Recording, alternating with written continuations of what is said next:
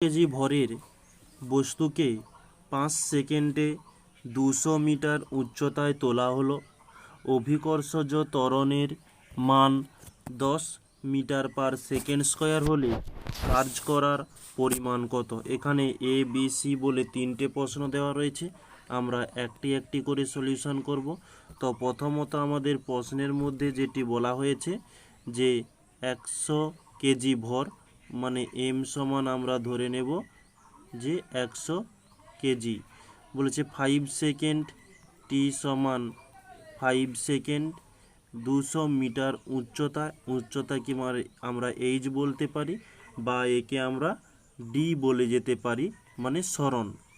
আমরা ডিটাকে ব্র্যাকেটের মধ্যে দিয়ে দিই 200 মিটার। ওকে, এখন অভিকর্ষজ ত্বরণ জি সমান বলেছে যে 10 মিটার পার সেকেন্ড স্কয়ার। তাহলে এর দাগের কোশ্চেনটি বলছে কার্য করার পরিমাণ কত? কার্য ডাব্লু সমান জিজ্ঞাসা চিহ্ন বলেছে, আমরা জানি ডাব্লু সমান এফ ইন্টু ডি।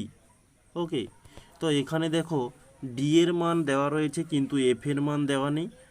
কিন্তু আমরা এফ এর মানটি নির্ণয় করব। এফ সমান আমরা জানি এম ইন্টু এ, এ হচ্ছে ত্বরণ।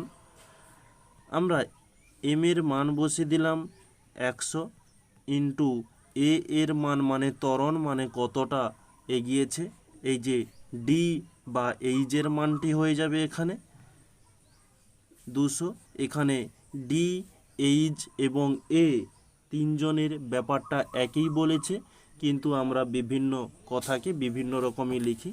তাহলে আমরা এখানে করব যে 2-এর পিঠে আমাদের 4টে শূন্য চলে আসবে, এত নিউটন। আচ্ছা 1 মিনিট।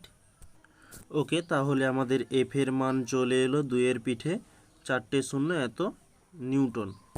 তাহলে আমরা এফ এর পরিবর্তে আমরা এই মানটিকে পুট করব 1 2 3 4 ইন্টু ডি। ডি মানে সেই 200-র কথাই বলেছে, তাহলে ডি 200 দিয়ে দিলাম। তাহলে এটা আমরা ক্যালকুলেশন করলে 4, যেখানে 6টি শূন্য চলে আসবে। ওকে, এত জুল। আমরা একে যদি আর্গে নিয়ে যাই তাহলে 0.4 ইন্টু 10⁻7 আর্গ হয়ে যাবে। এটি হচ্ছে আমাদের প্রথম অ্যান্সার, বা আমরা এখানে জুলের কাছে রেখে দিলেও কোনো সমস্যা নেই। নেক্সট পরবর্তী কোশ্চেন আমরা যাব, যে ওরই সঙ্গে যেটি রয়েছে, যদি বস্তুটিকে স্থির অবস্থায় ছেড়ে দেওয়া হয় তবে অর্ধেক উচ্চতায় বস্তুটির গতিশক্তি কত হবে? তো এখানে আমরা বি এর যে গতিশক্তির কথা বলেছে,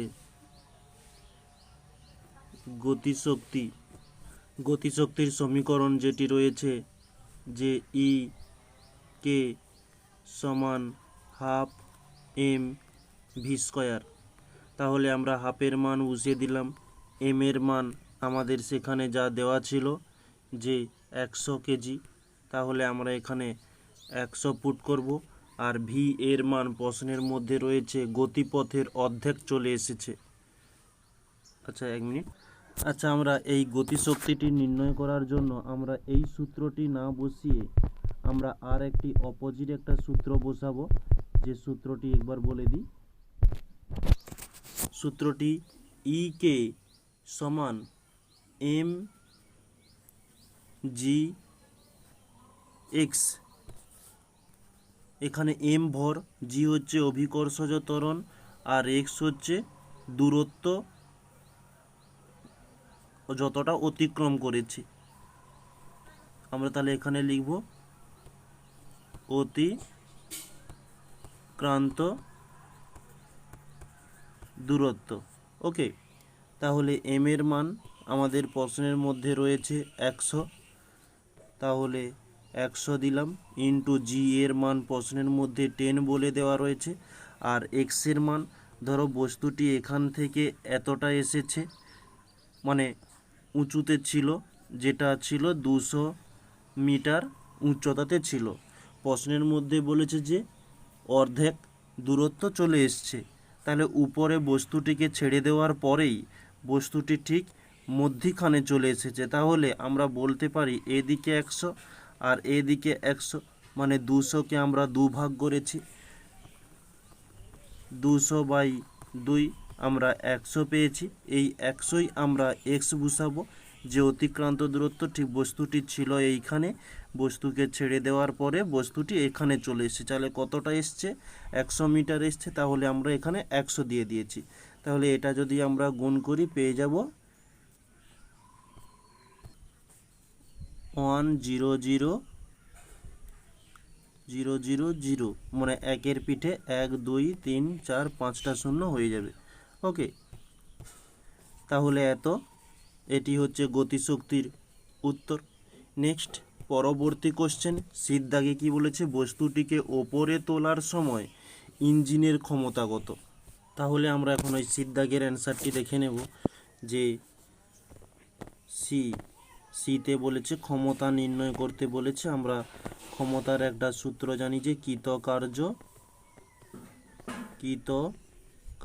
বাই সময়।